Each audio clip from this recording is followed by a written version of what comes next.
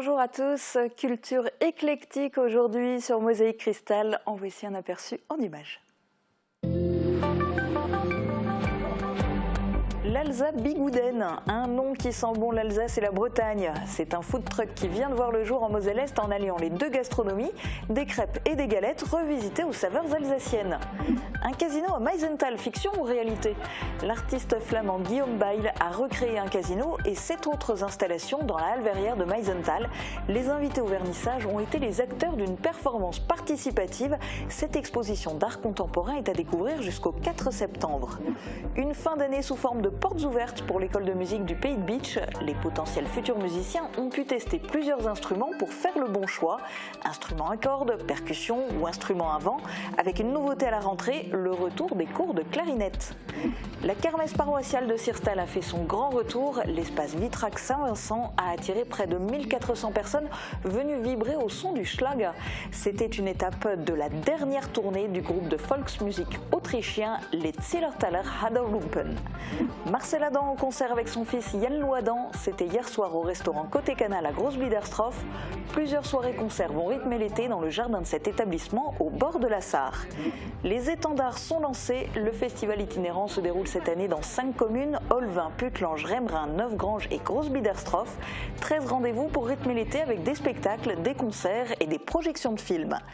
La 13e édition du Festival international des arts de rue Hop Hop Hop, ce sont 45 spectacles, 41 compagnies, 141 artistes, 100 bénévoles et 10 jours de convivialité et de bonne humeur jusqu'au 18 juillet à Metz et dans l'Eurométropole.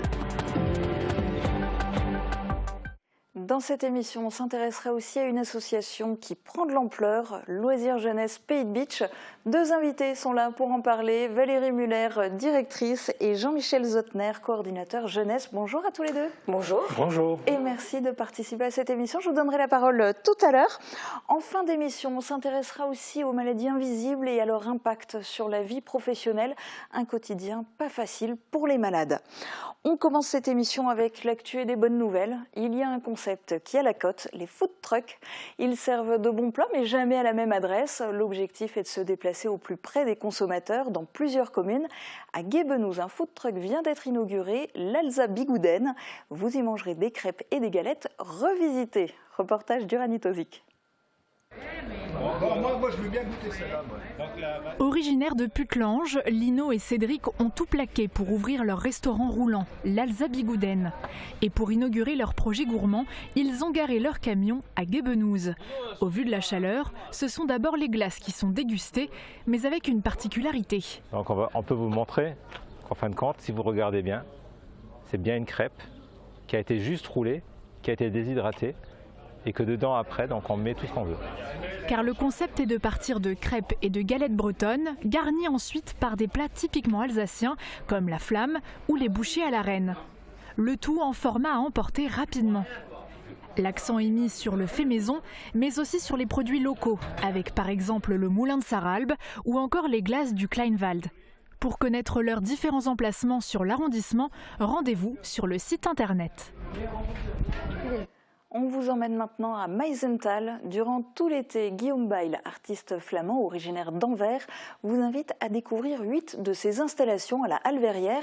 Il y a notamment un casino qui a pris place dans l'ancienne usine, une exposition transformée en tableau vivant pour son vernissage. Catherine Henrich y a assisté. Si les croupiers sont réels, ici on ne joue pas pour de l'argent. Ceci n'est pas un vrai casino, mais une exposition d'art contemporain. Les invités au vernissage de l'exposition de Guillaume Bail sont les acteurs d'une performance participative, un tableau vivant.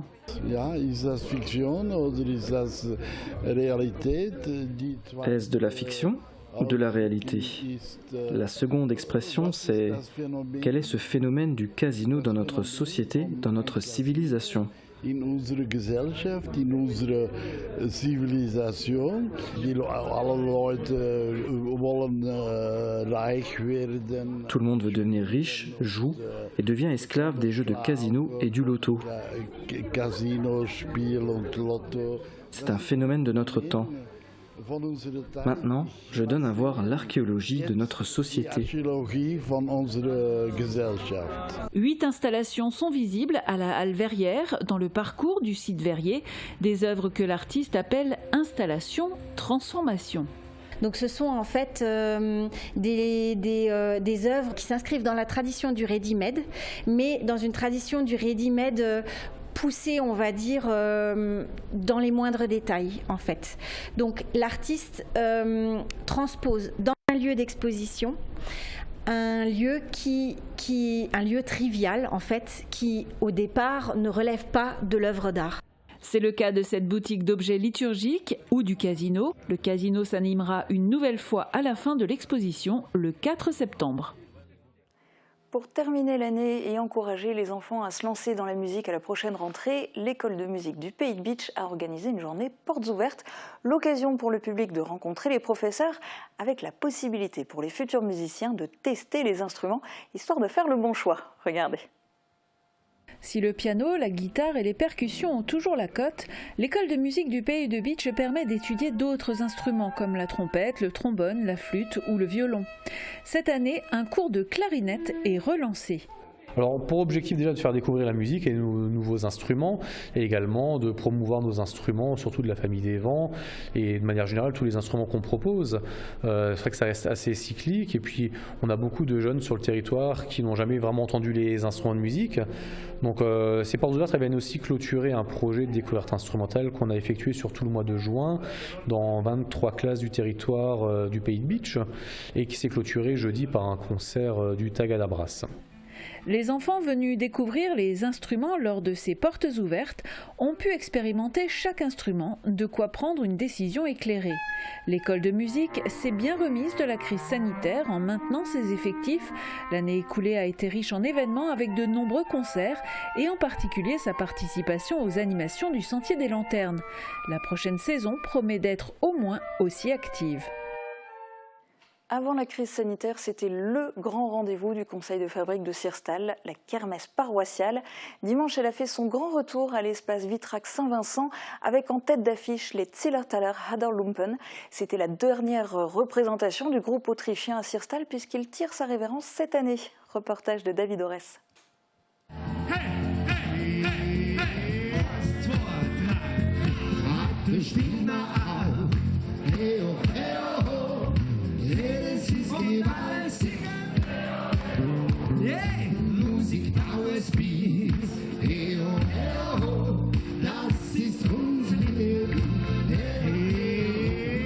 Ils sont de retour au Beacherland après 2 ans d'absence. Voici les Zillertaler Haderlumpen, un groupe de Volksmusik autrichien. Bienvenue à la kermesse paroissiale de Sirstal. Toute la journée de dimanche, l'espace Vitrac Saint-Vincent vibrait au son du Schlager, la fameuse variété allemande. Un rendez-vous qui a réuni près de 1400 personnes. Aujourd'hui, on se rend compte que les gens viennent de partout. Vous avez des gens qui viennent de Colmar, de Mulhouse, de Haguenau, de Sarreguemines, de Buchborn, de Saint-Avold, de Metz, de Luxembourg, d'Allemagne, de Belgique. Ils sont là de partout pour fêter cette finale ici à Sirstal. Cette date fait partie de la tournée d'adieu du groupe.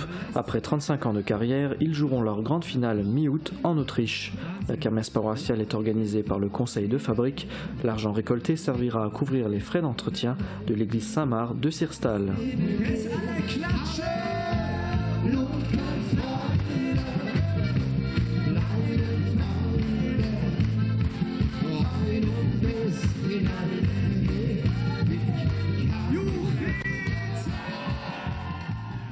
Pendant plus de 3 mois, les soirées-concerts s'enchaînent au restaurant Côté Canal à Großbiederstroff. Après le mois de juin, ce sont Marcel et Yann Louadan qui entament la série du mois de juillet. Le duo s'est produit hier soir dans les jardins de l'établissement. Thibaut Desmerlet a assisté au concert.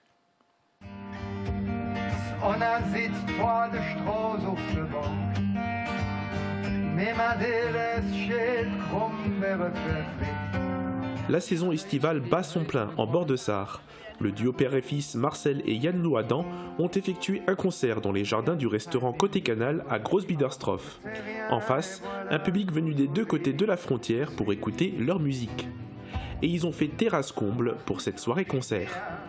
En juin et maintenant en juillet puis en août, un concert minimum par semaine aura lieu dans l'établissement, toujours en entrée libre. Aïcha, Aïcha, écoute-moi. Aïcha, Aïcha, t'en vas pas. Et c'est parti aussi pour un été de spectacles, de concerts et de cinéma. L'édition 2022 du festival itinérant Les Étendards vient de débuter. L'ouverture s'est déroulée à Rémerin-les-Putelanges. Ce festival, c'est un rendez-vous incontournable pour une bonne partie du public. Et quelques nouveautés se sont glissées cette année. Reportage de Thibaut Desmerlet. La culture au plus proche des gens. Cela a toujours été le but du festival itinérant Les Étendards. 13 rendez-vous sont proposés durant tout l'été dans 5 communes de la Casque. Olvin, Putelange-au-Lac, Rémerin-les-Putelanges, Neufgrange pour la 2e année consécutive et Groß-Bildersdorf pour la toute première fois. C'est un rendez-vous culturel très demandé. Il y a quand même des gens qui nous disent, écoutez, on attend avec impatience de pouvoir se retrouver l'été, parce que du coup ce festival s'adresse aussi bien aux estivants qu'aux résidents, aux urbains qu'aux ruraux, et on espère réellement avoir un public intergénérationnel qui vient participer à notre festival. Une année particulière puisque l'organisation a souhaité mettre en avant le spectacle vivant plus que le cinéma. Il y aura donc 5 spectacles vivants, 5 séances de cinéma et 3 concerts jusqu'à la clôture le 27 août.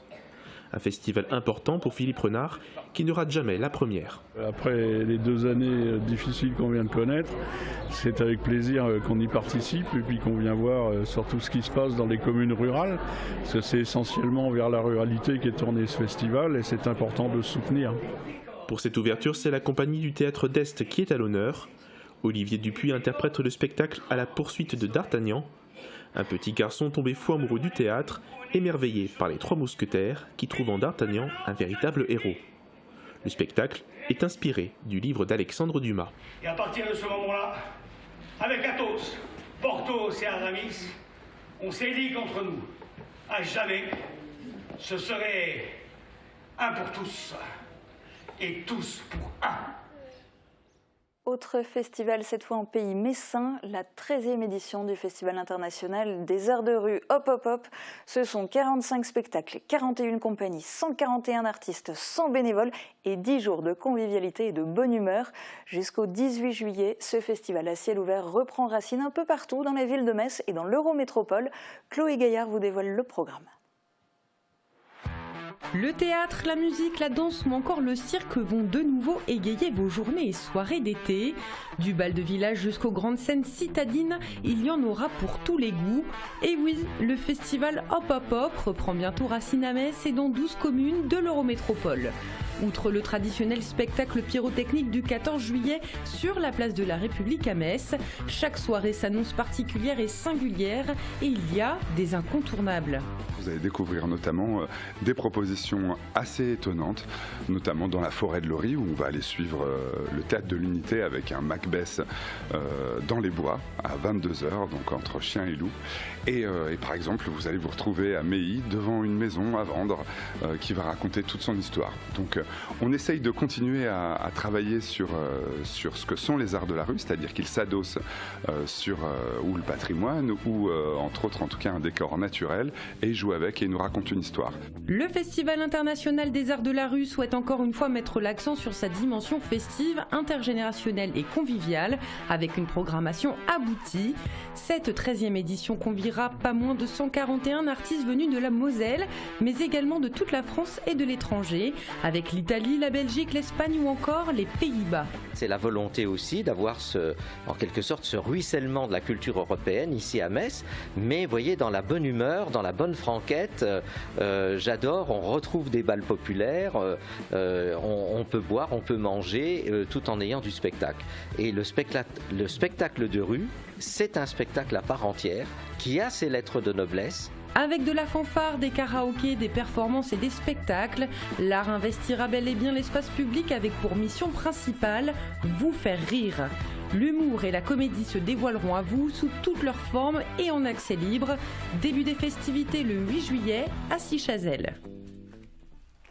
Et le programme détaillé jour par jour est à découvrir sur le site internet www.festivalhopopop.com. On va parler maintenant de loisirs et de jeunesse avec nos 2 invités du jour.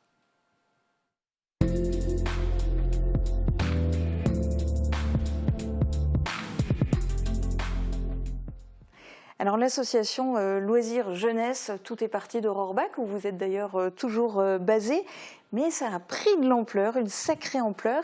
Valérie Muller, comment s'est passée cette évolution ? Alors l'évolution s'est faite en 2017 quand il y a eu la fusion des communautés de communes. On ne savait pas trop comment tout cela allait se dérouler, donc ça s'est fait petit à petit et je pense qu'il y a une réelle volonté politique maintenant aussi qui nous suit pour ce développement à l'échelle de l'ensemble du territoire.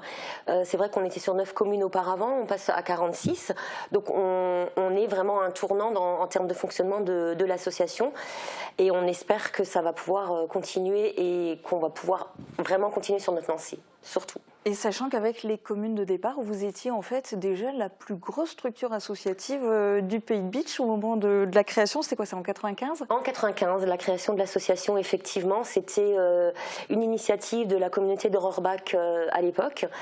Donc les élus voulaient vraiment qu'il y ait une volonté politique en faveur de l'enfance et de la jeunesse. Donc on a démarré à zéro, il y avait très peu de choses, avec des formations BAFA, effectivement, pour qu'on puisse se créer un réseau d'animateurs dans un premier temps. Et puis petit à petit, on a créé des animations qui fonctionnaient à l'année, les animations pendant les vacances, pour exister toujours encore aujourd'hui. Et alors au niveau ampleur, maintenant, c'est l'ensemble du territoire de la CCPB, mais avec des focus sur certaines communes, puisqu'il y a par exemple eu au mois de mars la signature d'une convention avec 6 nouvelles communes, en l'occurrence Enchenberg, Götzenbrück, Lemberg, Montbronn, Saint-Louis-les-Bitches et Sourtes. Alors quelles sont les actions que vous menez spécifiquement dans ces communes-là ? Alors c'est vraiment une action pilote dans un premier temps. C'est, je pense, le premier bébé de ce qui peut se passer par la suite en termes de développement de partenariat. Donc on gère depuis janvier le périscolaire déjà de la commune de Lemberg. Et après, avec les autres communes, c'est le développement d'accueil collectif de mineurs, en l'occurrence ce qu'on appelle les centres aérés, à tour de rôle dans les différentes communes. Donc il y a eu Sourtes déjà dans un premier temps pendant les vacances de Pâques. En juillet, il y aura Lemberg, à cheval sur juillet-août. Il y aura la commune de Sourtes, de Götzenbrück, et Montbronn aux vacances de la Toussaint. Sacré programme. Alors il y a eu cette évolution, cette extension de périmètre vraiment géographique. Il y a aussi eu l'évolution du panel d'activités proposées. Est-ce que le plus grand virage, ça a été le périscolaire ? Est-ce que ça reste ça, le plus grand virage ? Je dirais parmi les virages, il y a effectivement le périscolaire, mais il y a également, je dirais, la nouveauté depuis le mois de mai. Donc, c'est l'animation jeunesse. Donc, typiquement, l'animation jeunesse, c'est collégiens, lycéens, et voire même jusqu'à 25 ans sur des projets du type service civique. Donc, c'est un petit peu la nouveauté toute fraîche par rapport à ce virage que prend l'association. C'est le développement d'une réelle politique jeunesse en direction des jeunes et avec des programmes d'animation vraiment ciblés sur collège et lycée. Donc vous n'attendez pas qu'ils viennent à vous, c'est vous qui allez vers eux, c'est ça ? Voilà, de toute façon, comme dit, sur un territoire aussi étendu, je dirais, on n'a pas vraiment le choix, c'est d'aller à la rencontre des jeunes et essayer de construire des choses également avec les 3 collèges. Je pense à la rentrée, il y aura un certain nombre d'actions qui seront menées en collaboration avec les établissements qui reçoivent donc ce public. Alors il y a eu évolution géographique, évolution des activités, évolution aussi du public cible, du coup maintenant. Tout ça, je suppose que ça veut dire forcément grosse évolution au niveau des forces vives. Vous d'ailleurs, vous êtes nouveau dans la structure. Combien de personnes travaillent à l'heure actuelle à Loisirs Jeunesse et est-ce que vous embauchez encore ? Alors actuellement, nous sommes 21 salariés, alors pas forcément à temps complet, puisqu'il y a des temps partiels sur les services périscolaires qu'on gère actuellement, plus le recrutement des animateurs pour l'été, les animateurs BAFA. Et oui, on est en pleine phase de recrutement pour la rentrée, puisqu'on a du personnel à embaucher, en particulier sur Rohrbach. Donc on attend les CV. C'est l'occasion rêvée pour passer le mot. En quelques mots, vous recherchez quel type de profil ? Alors des profils de préférence BAFA, voire CAP petite enfance, mais il nous faut vraiment du personnel qui ait l'un de ces 2 diplômes. Ok. Alors, vous dites que vous recrutez en particulier pour la rentrée, mais le programme il est aussi très chargé pendant l'été. Quel est le programme cette année pendant l'été ? Alors, je vais parler de l'été en globalité. Je laisserai la parole à Jean-Michel pour la suite. On est quand même pour cet été à plus de 700 places dans les différentes animations que nous proposons. Donc, au-delà des 2 accueils de collectifs de mineurs dont j'ai parlé, donc Lemberg et Götzenbrück, on a 4 semaines d'animation sur Orbach également. On a un séjour dans le Haut-Doubs pour les enfants de 8 à 12 ans et un deuxième séjour pour les ados, donc 12-17 ans dans le Haut-Rhin, à Orbay. D'ailleurs, il reste quelques places encore. Si des jeunes sont intéressés, on peut encore prendre quelques inscriptions. Donc voilà, donc déjà rien que tout ça, plus tout le programme jeunesse que Jean-Michel a élaboré avec mes collègues, mais il pourra mieux en parler que moi. Alors dites-nous tout. Alors en tout cas, c'était un sacré défi parce que je suis arrivé au mois de mai, donc préparer quelque chose pour l'été, c'était pas évident, mais en tout cas, on a réussi collectivement à proposer, je pense, un large choix d'activités, d'ateliers. Il y a également un séjour court, donc on a voulu 100% local, donc c'est la caravane du Beacherland. Et je dirais, moi, je suis vraiment satisfait parce que on parlait avant d'aller à la rencontre des jeunes, mais là, c'est les jeunes qui ont vraiment répondu présent puisqu'on est quasiment au maximum des capacités d'accueil sur ces différentes actions. Donc c'est vraiment, je dirais, très encourageant pour la suite puisque je travaille déjà sur le programme des vacances de la Toussaint. Donc voilà. Un très bel été qui se profile et d'autres vacances aussi derrière. Et sinon, tout au long de l'année, là, à partir de septembre, quels sont les types d'activités qui peuvent être pratiquées et est-ce qu'il y a des nouveautés ? Alors là, je dirais une des principales nouveautés, en tout cas au niveau de l'animation jeunesse, ça sera réellement le développement des partenariats avec les collèges et les lycées, ou le lycée de Bitche, par rapport à des actions de prévention, de sensibilisation, à des thématiques qui vont de décrypter les informations, les relations femmes-hommes, les addictions sans produits. Enfin voilà, il y a, je dirais, un gros travail qui va être fait à ce niveau-là dès la rentrée. Alors dernière chose quand même, parce que vous vous appelez Loisirs Jeunesse, on a beaucoup parlé des jeunes, mais ça ne s'adresse pas qu'aux jeunes, vous vous adressez à tout le monde en fait. Alors oui, on s'adresse à tout le monde. Alors il y a une raison à cela, c'est qu'au début on touchait et on ciblait effectivement les enfants, les ados, qui ont grandi. Qui ont voulu continuer à participer aux activités qu'on proposait. Donc petit à petit, ces ados sont devenus adultes, parents. Donc on a effectivement, moi je me prends des fois des petites claques parce que j'ai les enfants des enfants qu'on a accueillis tout au début. Donc voilà, c'est le cycle en fait de l'évolution d'une association, tout simplement parce qu'on n'allait pas leur dire bon bah toi tu as 18 ans maintenant on ne veut plus de toi. Donc et c'est la particularité aussi de l'association, ce qui fait notre richesse. Et de belles évolutions, du coup, encore en perspective. Oui, alors, du coup, on va donner l'adresse internet pour tous ceux qui voudraient plus de renseignements. Rendez-vous sur le site internet loisirs-jeunesse.fr.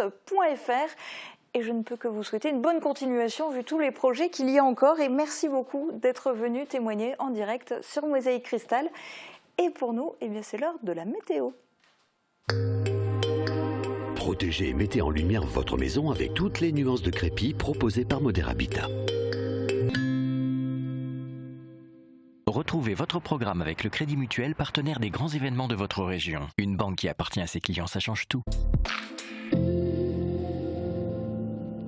Bonjour tout le monde, le soleil s'octroie une petite pause aujourd'hui, mais rassurez-vous, il sera de retour dès demain et régnera sans partage dans le ciel.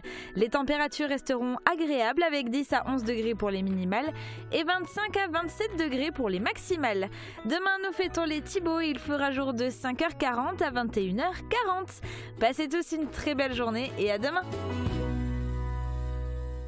C'était votre programme avec le Crédit Mutuel, partenaire des grands événements de votre région. Une banque qui appartient à ses clients, ça change tout. Le festival Les Étendards, nouvelle édition, spectacle, concerts et cinéma en plein air du 1er juillet au 27 août. Profitez de nombreuses animations gratuites tous les week-ends. Ne manquez pas l'événement de cet été. Vous êtes à Sarreguemines, faites d'une pierre deux coups et profitez-en pour faire vos courses hebdomadaires. Un parking au frais et au sec gratuit, un caddie, l'ascenseur et vous voilà déjà dans un superbe magasin Leclerc. En dehors des grands classiques, l'offre en produits frais, viande, poissonnerie, fruits, légumes et pâtisseries est carrément exceptionnelle. Leclerc au Carré Louvain de Sarreguemines, l'essayer, c'est l'adopter. La boîte à musique, c'est la référence pour les particuliers et les pros.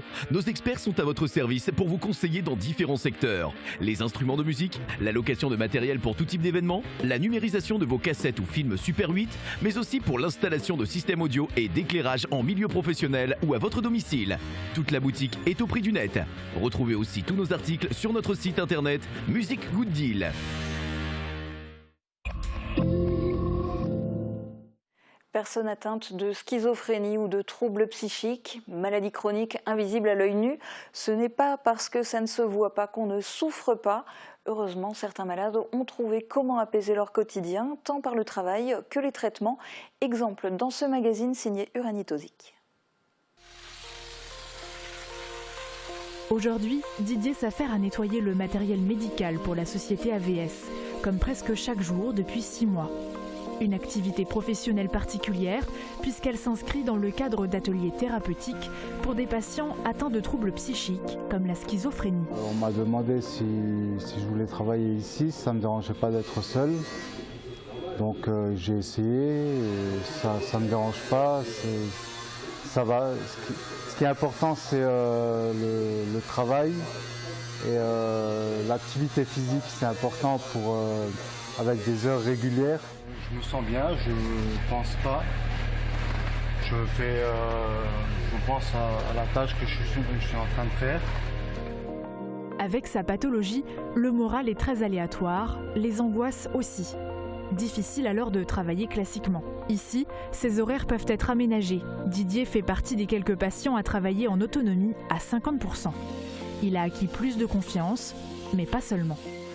Se sentir utile, côtoyer d'autres personnes, le travail d'équipe et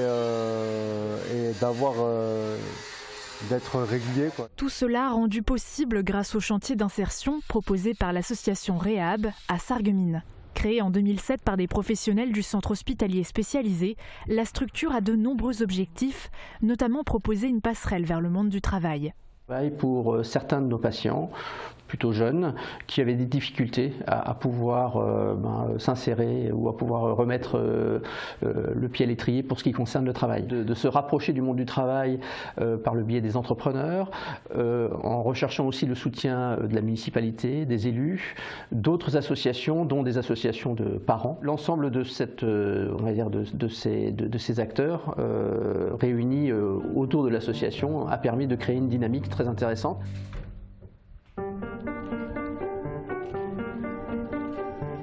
On va donc terminer de nettoyer le chantier dans un premier temps, refaire un voyage à la déchetterie.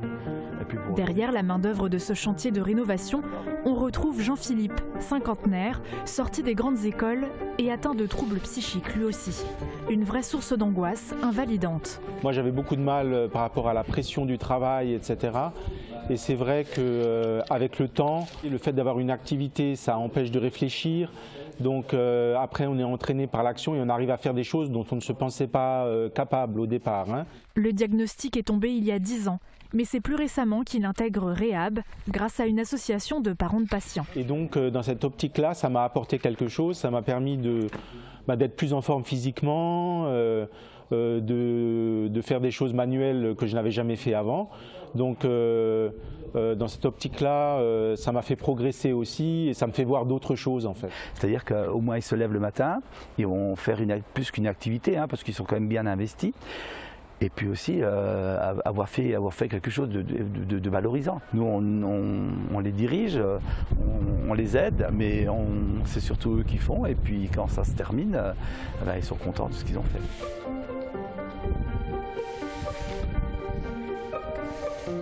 À Réhab, environ 25 personnes bénéficient de cette insertion. Sur ces chantiers, ils sont régulièrement encadrés par des professionnels. Le fait de retrouver une stabilité permet aussi au patient d'avancer dans sa thérapie, mais ce qui reste difficile, c'est le regard des autres. Un des derniers objectifs qu'on s'était fixé, c'était de communiquer autour du handicap psychique, autour de la maladie psychique chronique, et à travers ça, d'essayer aussi de délivrer un autre message que celui qui est souvent stigmatisant pour nos patients, de cette image de personnes potentiellement dangereuses, instables, délinquantes, voilà. D'autres maladies plus physiques peuvent aussi être invisibles tout en étant handicapantes au quotidien. Comme pour Flavie que nous retrouvons juste devant chez elle. Sortir sans angoisser au sujet de sa maladie était impensable auparavant. J'ai la maladie de Crohn et du coup c'est quand même un peu handicapant parce que quand je suis pas chez moi, la grosse crainte c'est de ne pas avoir de toilette à proximité. Et quand on est chez quelqu'un d'autre ou au resto, c'est pas hyper pratique quoi. Il s'agit d'une maladie chronique inflammatoire de l'intestin.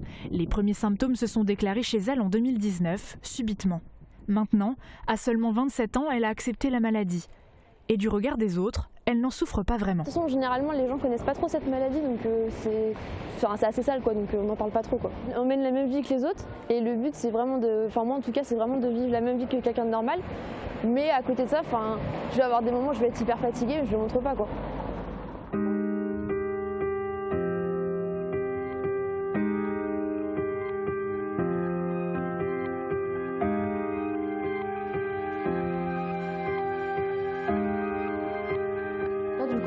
C'est mon traitement qui m'aide du coup à pas avoir de symptômes.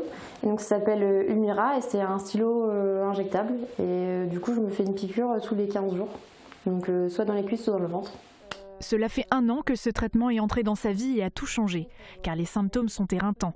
Diarrhée, maux de ventre quotidien, fatigue, fièvre. Il y a plusieurs degrés en fait de maladie de Crohn. Et moi le mien il est quand même un peu plus élevé que le truc standard. Du coup, ce qui fait que j'ai aussi des problèmes aux articulations. Donc, quand je suis en crise, j'ai mal à différentes articulations. Donc, ça peut être les épaules, les chevilles. Selon l'intensité, je peux vraiment avoir mal sous mon squelette, quoi. Donc, j'ai des rhumatismes comme une vieille. Et à cela s'ajoutent les carences en fer. Sans traitement, impossible de pratiquer un sport. Et en cas de crise, de travailler. Mais la maladie de Crohn est reconnue.